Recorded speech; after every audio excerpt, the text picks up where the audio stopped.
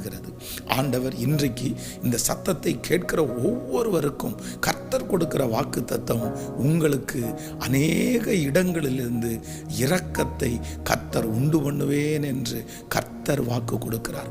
ஒருவேளை சில இடங்களிலே அதிகாரிகள் உங்களுக்கு இறங்க வேண்டியது இருக்கலாம். உங்களுடைய பிள்ளைகளிடத்திலிருந்து உங்களுக்கு இரக்கம் வர வேண்டியது இருக்கலாம்.